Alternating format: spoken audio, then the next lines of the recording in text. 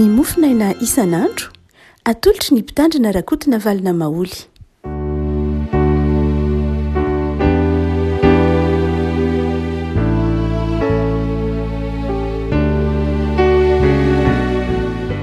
Ampifalinana avana no iaravanantsika hatratr'ity talata fahavalon'ny volana oktobra ity.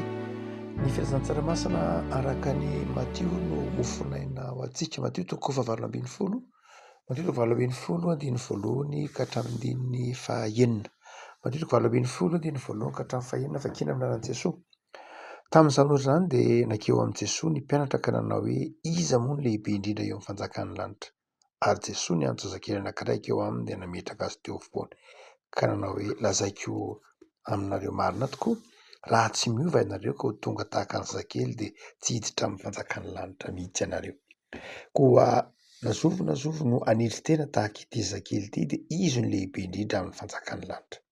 Ary nazovo no handray zazakely anankiray aza tahaka itony noho ny anarako dia mandray ahy.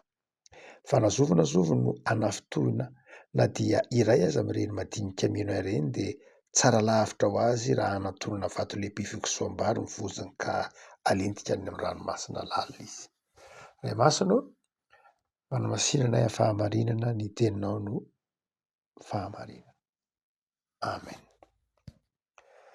Mafy dia mafy ny azo lazaina hoe ny tenin'i Jesosy eto. Na iza manafitohina ireny madinika mino ahy ireny Jesosy dia tsara lavitra ho azy ny anatonana vato lehibe fikisoam-bary ny vozony ka alentika any amin'ny ranomasina lalina izy. Tenin'i Jesosy izay manantitrantitra fa tsy akasitrahany ny ivaivana, ny fanaovana tsinitsinina madinika. Ao anatin'izany reto zazakely izay resahany reto. Jesosy moa eto ny teny manao hoe ary nazovo no handray zazakely anankiray aza tahaka itony ny anarako dia mandray ahy. Mandray zazakely anankiray aza noho ny anarako dia mandray ahy Jesosy. Tena omeny Jesosy toerana mihitsy eto ny zaza ary tsy omeny toerana mihitsy fa ataony modely alain'ny lehibe tahaka ny zaza. Madagasikara dia isan'ny firenena ataontsika hoe taraiky dia taraiky amin'ny fikarakarana ny fijerenany zaza. Ataontsika hoe amin'ny atotanisa izay mivoaka ataontsika hoe tamin'ny taona tany amin'ny oktobra 2021 dia mazava be fa ny valo amin'ny folo izany hoe ny 20 isan-jaton'ny zaza eto Madagasikara izany dia iaran'ny herisetra ataontsika hoe ara-batana io na amin'ny lafin-javatra maro samy hafa. 20 isan-jato be dia be izany riavako malala. 20 isan-jato ny vavikely anelanelan'ny taona, anelanelan'ny 10 taona ka hatramin'ny 9 taona. Tanora zany 20 isan-jato be izao dia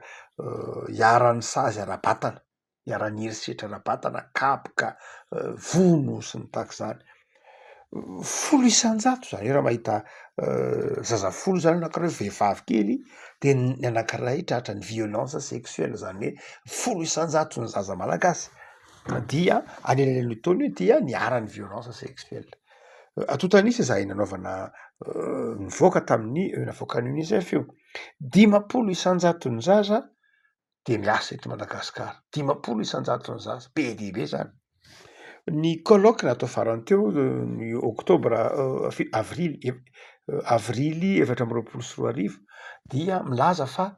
2 hetsy ka anelanelan'ny 2 hetsy sy ny 3 hetsy, raha kely indrindra 2 hetsy ary mahatratra 3 hetsy aza ny zaza eny an-dalambe. Ny zaza malagasy izany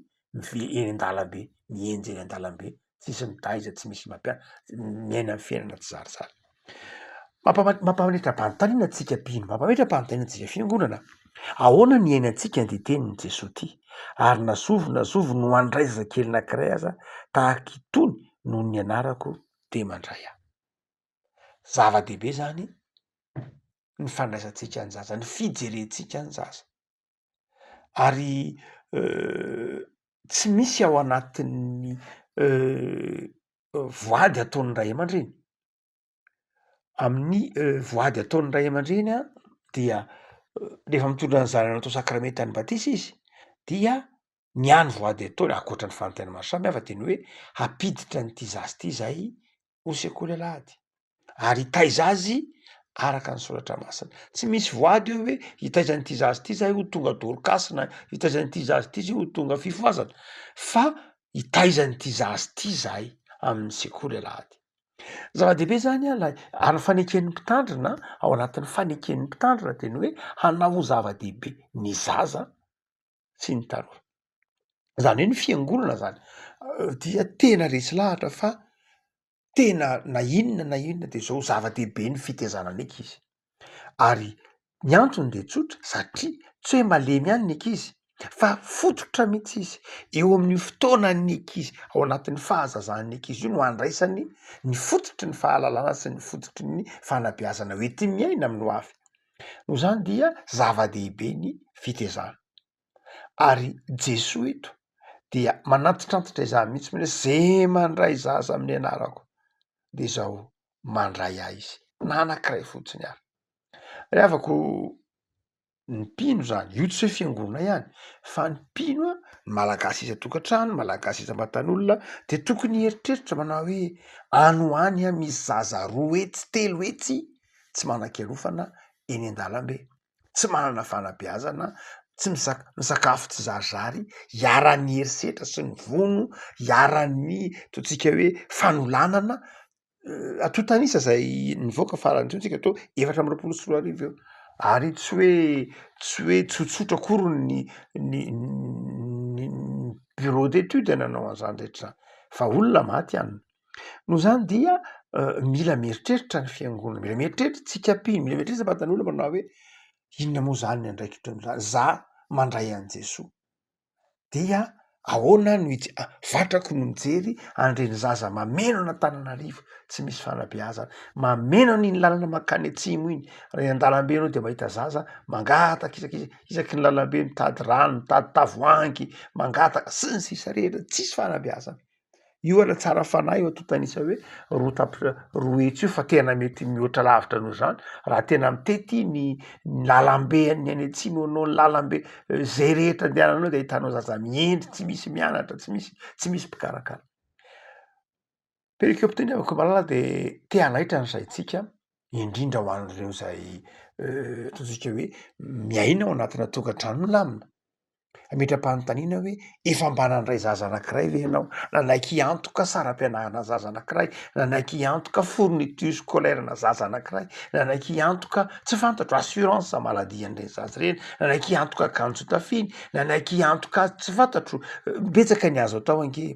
tsy voatery hoe anka tsy afaka mandray azy ipetraka ty an-trano ange marina tokoa fa afaka aza dia hiantoka saram-pianarany zaza anankiray mandritra ny fiainany mandritra ny herintaona na za dia hiantoka zaza sahirana mety fianakaviana sahirana mety tsy eny an-dalambe mety ho zaza eny an-dalambe fa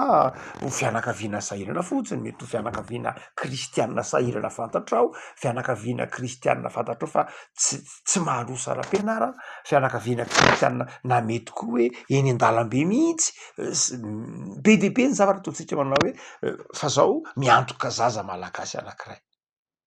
zay hitatsika hoe ao anatin'ny fahasairana 50 isan-jato ny zaza malagasy miasa be de be zany re afako mitaonatsika zany a ny baiboly eto Jesoa eto mitona hoe mba jereo ny zaza fa tsy zany io tsika am'izay lafin'izay fa ny tenin'ny Jesoa moa de manao hoe raha tsy miovy anareo ho tonga tahaka ny zazakely de tsy hiditra amin'ny fanjakan'ny lanitra ndray manko tsika tondra nazava ny antsoina hoe assurance du salut na fahazahoana antoka ny mahavoavonjy ny anankiray amin'ireo ataotsika hoe fikambanana ataovy hoe ny groupe public universitaire ny GBU ny GBS ny GBT ireo karazana ataotsika hoe mouvement mitaiza ara-panahy ny tanora ny olona mpiasa ny ankizy a dia mivoina antsoina hoe assurance du salut zany hoe mila azonao antoka fahavoavonjy ianao fametram-pantaina mandrakariva rehefa hoe manao evangelisation na fitondrina filazantsara reny mouvement reny izay matanjaka be raha-tany dia manazava aminao manao hoe enao io ve mahazo antoka fa voavonjy ianao sa tsy voavonjy, mila azonao antoka fa voavonjy ianao, mila azonao antoka fa voavonjy ianao. Betsaka ny kristianina no tsy mahavaly an'ilay fanontaniana zany tsy azoko antoka hoe voavonjy aho. Betsaka ny kristianina tsy mahazo antoka hoe voavonjy izy na tsy mahavaly lay fanontaniana izy hoe eny tsy azoko antoka aloha hoe voavonjy aho, tsy fantatro hoe voavonjy aho sa tsy voavonjy. Tsy diso akory reny kristianina reny, tsy hoe diso izy ara-potompinoana, tsy hoe tsy manan-kavaly koa izy, tsy hoe tsy mino koa izy. Zava-dehibe aloha amin'ny maha-pino anao ny azahoanao antoka fa voavonjy ianao. Zava-dehibe fototra sarobidy zay. Fa raha ohatra ka am'zao tsika moa oktobra miresaka momba ny fanjivavahana de miezaka sika miresadresaka fampianarana zara tahaka izany zay manodidina ny fanjivavahana. Calvin na i Luther, indrindra moa Calvin de niresaka manokana momba ny antsoina hoe assurance du salut. Calvin zany zay narahan'lay théologiana lehibe de lehibe mihitsy, théologiana réformé Suisse antsoina hoe Karl Barth. Dia Karl Barth zay nanaraka ny fampianaran'ny Calvin de nazava manao hoe tsy tetena voatery anana assurance du salut akory ny olona. Ny antony dia amreo olon-dehibe reo zany, lehibe ny finoana reo de zao tena fahefan'Andriamanitra zany, tena satria ny fampianaran'ireo olona anankiroa reo Calvin zany zay mivavaha Barth teorina dia manazava manao hoe mametraka an'Andriamanitra ho tompony fahefana feno amin'ny fiainan'ny olona, mametraka an'Andriamanitra ho lehibe ary manana safidy mazava ka izao tsy voatery Andriamanitra no mahafantatra hoe ho voavonjy na tsy ho voavonjy. Misy olona zany hoy Calvin, misy olona nge ozy izy mieritreritra ny tena no voavonjy fa tsy voavonjy izy, fa tsy hoe rehefa mahazo antoka ny tenanao ianao fa voavonjy de voavonjy ianao, na rehefa mahazo antoka ny tenanao ianao fa mino de marina ny finoanao, tsy hoe rehefa mino ianao Calvin de marina ny finoanao. Jesosy ny teny manao hoe rehefa any am-parany any de zay teny manao hoe tompoko tompoko tompoko, efa tsy efa namoaka dia amin'ny demonia amin'ny anaranao va zahay, ao Matthieu 7, tsy efa namoaka demonia tamin'ny anaranao va zahay, tsy efa nitory ny anaranao va zahay, hitatsika ao amin'ny filazan-tsaramasina araka ny Matthieu 7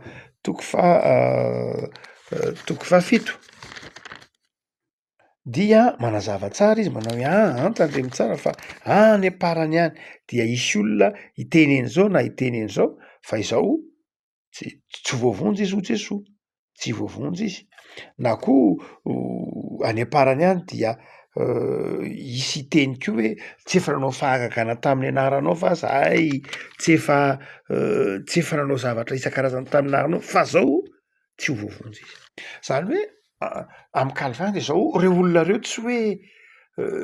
hoe nanao ratsy izy akory, tsy hoe nangalatra izy fa zao tena diso mihitsy ny finoany, namoaka dimy tamin'ny anaran'ny Jesoa izy, nanao fahagagana izy fa tsy voavonjy izy ho Jesoa. Zany hoe am' Jesoa de zao am' Calvin moa zany, am' Calvin de zao tsy hoe rehefa mahazo antoka ianao hoe marina ny finoanao dia de hoe marina zay fa mety misy finoana izingizinao marina fa diso Calvin. Ary io dia namarin'lay théologiana lehibe anankiray izay antsointsika hoe Karl Barth, matetika andresahantsika izy maty tamin'ny taona 826 teraka aty aloha kely aty amin'ny taona 700 aty zany. Dia nanazava izy le maka rehefa tamin'ny ady lehibe voalohany na ny tena nahatonga azy resy lahatra hoe satria nanazava ny fijeriny Calvin ihany koa izy rehefa tonga ny ady lehibe voalohany a de mbola tanora izy tam'izany fotoana zany a de gaga be izy ary nalahelo nahita ireo teôlôjianina nampianatra azy namolavola azy tao anatin'izany lay teôlôjianina isan'ny ataontsika hoe fantatry ny pastera rehetra fantatry ny teôlôjianina rehetra zay naneho teôlôjia ny antsoiny hoe Adolphe von Harnack zay isan'ny mpamakilaina antsoina hoe exégèse historico-critique zany hoe zany de ny antsoiny hoe exégèse historico-critique dia fomba famoasana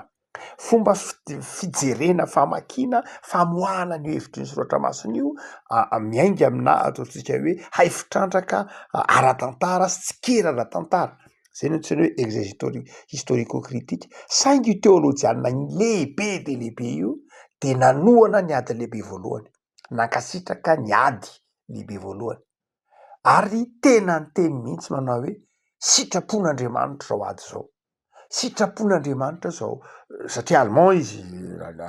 dia satria Allemagne fantatsika fa nrotsaka tamin'ny ady lehibe voalohany dia ny akabeazan'ireo teôlôjianina nampianatra tany Heidelberg dia ireo rehetra io dia saika niandany taminy hoe tokony miaditsika sitrapon'Andriamanitra nijontsika miady dia natonga ny Barthes manao hoe diso zany tsy hoe rehefa azonao antoka fa miaraka aminao Andriamanitra de miaraka aminao Andriamanitra ozy zay ny tenin'ny Calvin ary ny tenin'ny Barthes ary Barthes ary de ny teny mihitsy manao hoe ny olona zay tena mireharesy mieritreritra fa miaraka aminy Andriamanitra ny mandrakariva lavitra an'Andriamanitra fa ny olona mieritreritra manao hoe za zany afoin'Andriamanitra za zany tsy tian'Andriamanitra za zany tohatra ny arian'Andriamanitra za zany tohatra ny tsy mendrika an'Andriamanitra renydray ara no akaiky an'Andriamanitra hoy Barthes fa ny olona zay manizingizina ny hoe za mahafantatra ny sitrapon'Andriamanitra miaraka amiko Andriamanitra miandany amiko Andriamanitra eto akaikiko Andriamanitra reny hoy Barthes ny lavitra an'Andriamanitra azy fa ny olona zay mety mieritreritra ny tena no lavitra an'Andriamanitra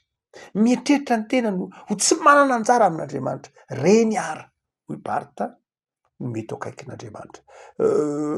ny antony dia lay contexte tam'izany fotoana zany mihitsy mitonga amin'ny Barthes nieritreritra hoe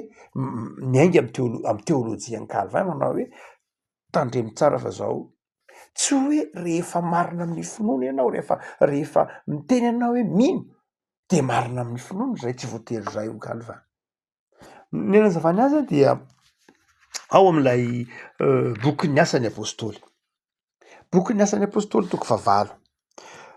fantatsika fa i Luc manao ny tantara de hoy Calvin jereo tsara ozy a ny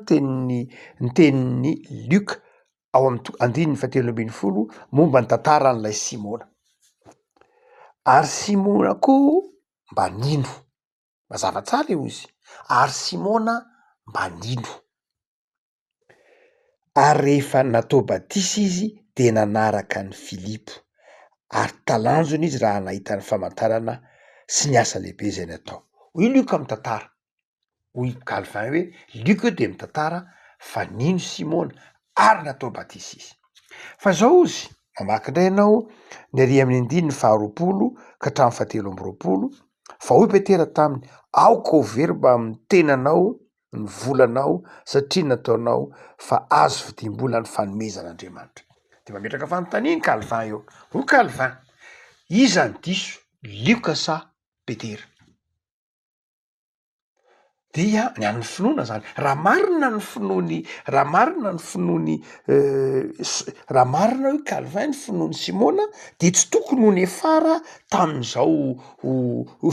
izao fihetsika izao izy arak'izay nataon'ny Petera hoe aoka ho very any fa iza ny marina sa Petera koa ny diso ozy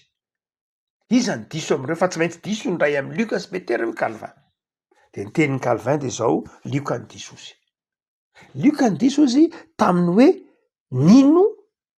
amy fijerin'ny Calvin zany de manao hoe ny fijerin'ny Luc ny hoe tena nino marina tokoa ve Simona tsy tena nino izy fa raha tena nino Simona de tsy nefara tamin'io tenin'ny Petera io izy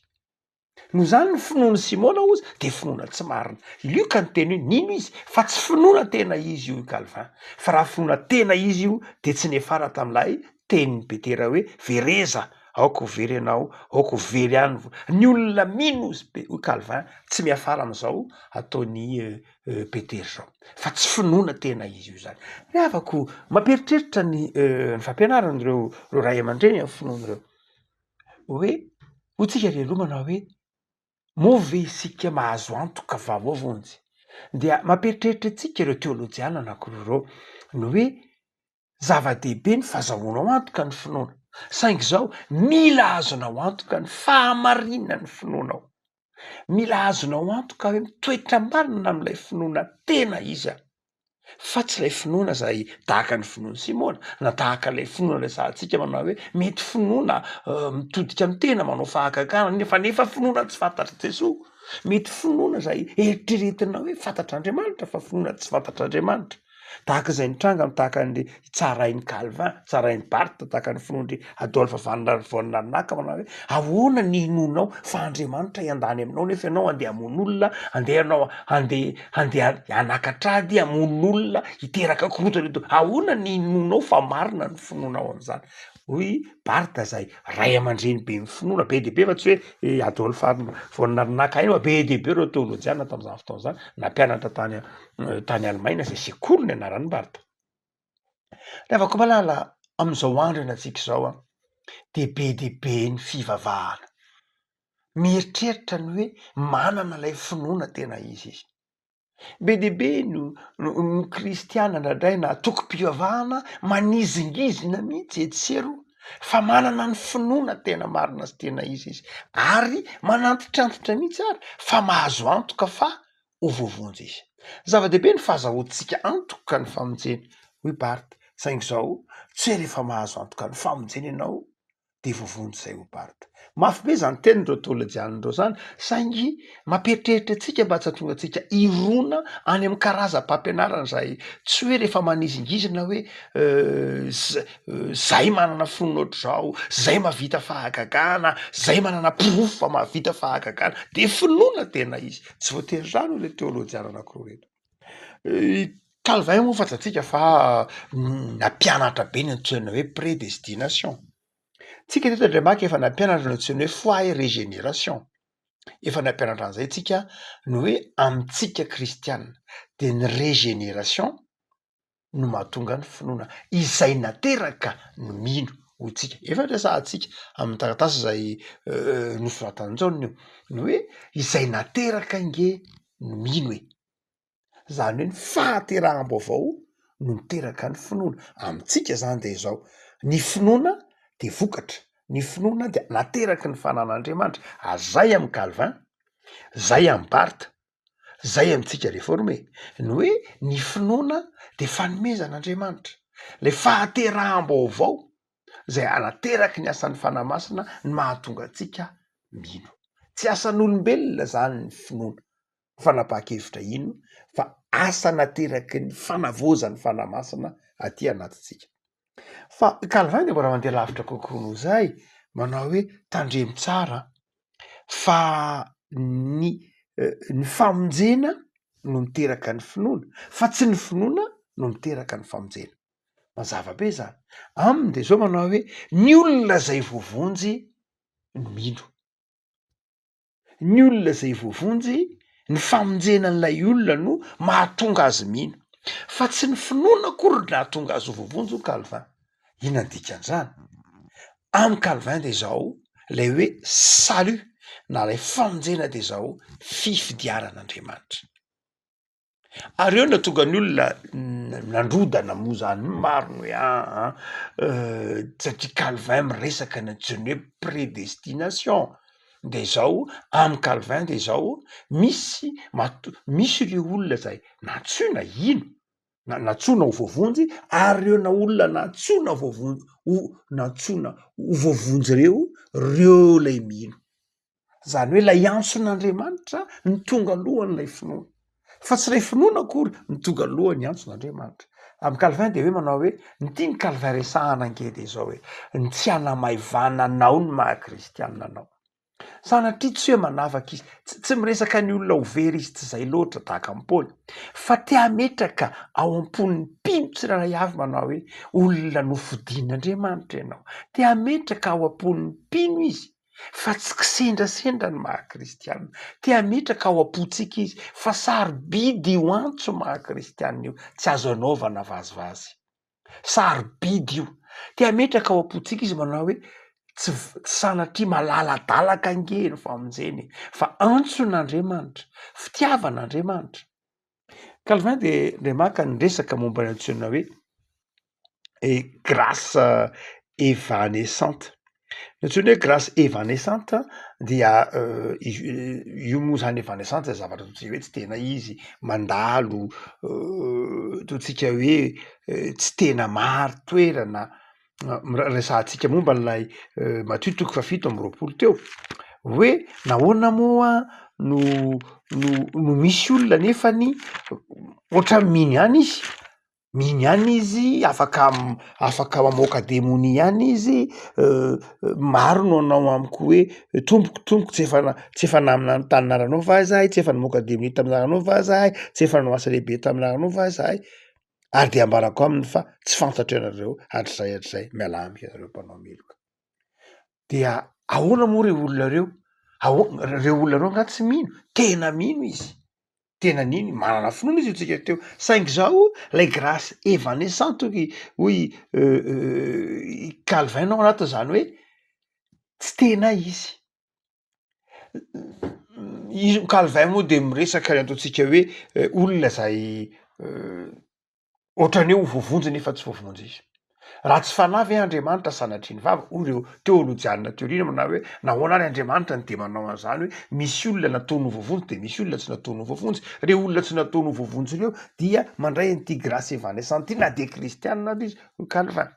Avelantsika ihany de adihevitra lavitra momba an'io satria adihevitra lavitra efa hatramin'ny andro tanainy io. Fa izao no tia no akatsika fampianarana miainga am'ty Matthieu ty, manao hoe zao no izy teo amin'ny fanjakan'Andriamanitra ianao, maniry eo amin'ny fanjakan'Andriamanitra ianao, asan'Andriamanitra zany, tian'Andriamanitra ianao, io maha-kristianina anao io, tsy avaminao io. De izao ataovy azonao antoka ny fahamarinany finoanao tena izy. Ahoana no nanana fahamarinany finoana tena izy? Mazava be mihitsy. Romanina 9:9. De izao ny fanahy masina miasa ao anatinao, mampahafantatra anao ny fitiavan'Andriamanitra anao, mahatonga anao olom-baovao mino sy mahatoky ny fitiavan'Andriamanitra, mahatonga anao mifikitra amin'ny tenin'Andriamanitra. Ny Romanina 9:9 manontolo de manazava ny asan'ny fanahy masina ny amin'ny hoe eo amin'ny fiainan'ny olona voavonjy. Ianao afaka mahatsapa araky ny Romanina 9:9 fa ao anatin'ilay finoana tena izy. Fantatrao zany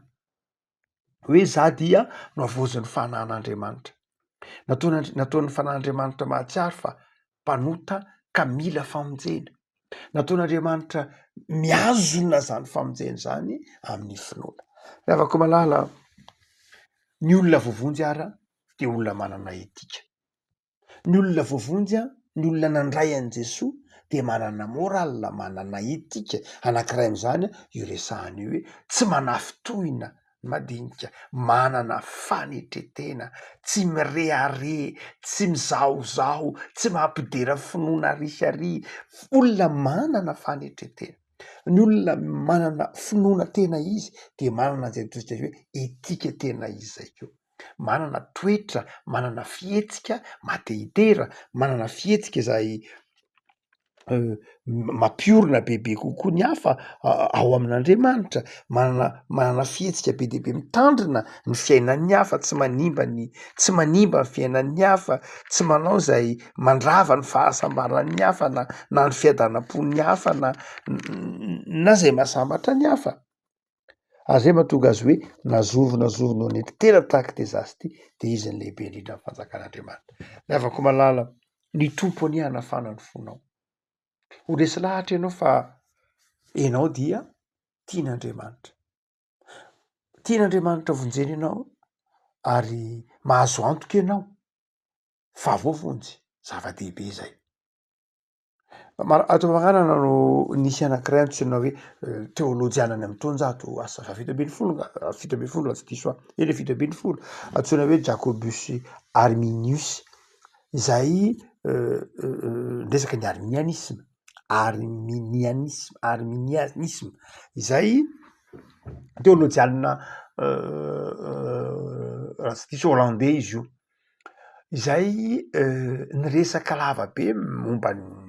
momba nanohitra nanazava momba ny fifanoherana momba ny resantsika momba ampianarany Calvin teo. Izy ndray tena nazavana hoe zao ankehitriny zao ianao a ny fahazahoan'antoka ny famonjena dia zao ankehitriny zao ihany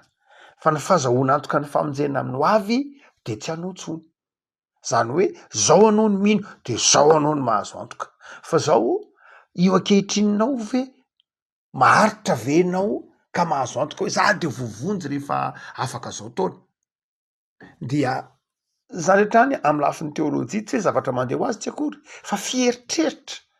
ny hoe ahoana ary zao ankehitriny zao any vao vela heloka zao ankehitriny zao na tsy ary fitarana satria nino ny tompo de hoy Calvin manao hoe ny ahafantaranao fa tena fibebahana marina ny ahafantaranao fa tena finoana marina lay eo aminao de zao manana ny antsoina hoe persévérance ianao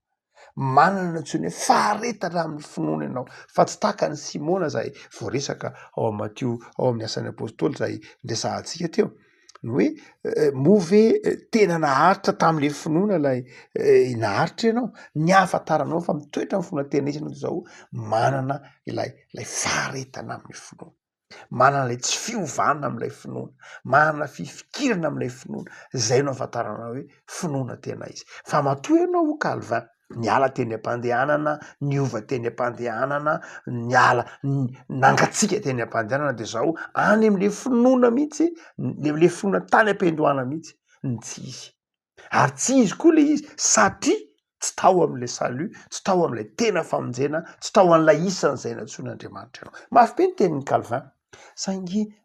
nentina mampaheranao tsika moa calviniste dia isan'ny ataontsika hoe manome toerana ny fahefan'Andriamanitra le avako malala zavatra anankiroa toariny tsy toko adinoana lehibe Andriamanitra de mitaona antsika anana fanetretena lehibe Andriamanitra ka tsy tokony ireharehona ten'Andriamanitra tsika am'izay mety ho fahaizantsika am'izay mety ho ananantsika am'izay mety ho toerana misy atsika tokony mandeha ao anatin'ny fanetreten'Andriamanitra ary zay fanetreteny zay ny mampiona antsika amin'Andriamanitra zay fanetreteny zay ny fanenantsika tamin'Andriamanitra toetra ny olona manana an'Andriamanitra ny fanetreteny fa ny faharoa de izao lehibe Andriamanitra ka tokony itokisantsika aza misalasala mihitsy ny matoky an'Andriamanitra minoan'Andriamanitra fa hain'Andriamanitra mandamina fiainanao minoana Andriamanitra ary ny finoana ao an'Andriamanitra de finoana ataovy maharitra sy mifanaraka amin'ny tenin'Andriamanitra de afaka malala lay Jesosy Kristy izay mahatao amin'ny azo fijalinany ampaherenao vavaksika tompo am'zao anao zay noho ny amin'ny sotra masina zay mitaona anay anaja ny ankizy anaja ny zaza hijery ireo madinika maro mienjy manodidina anay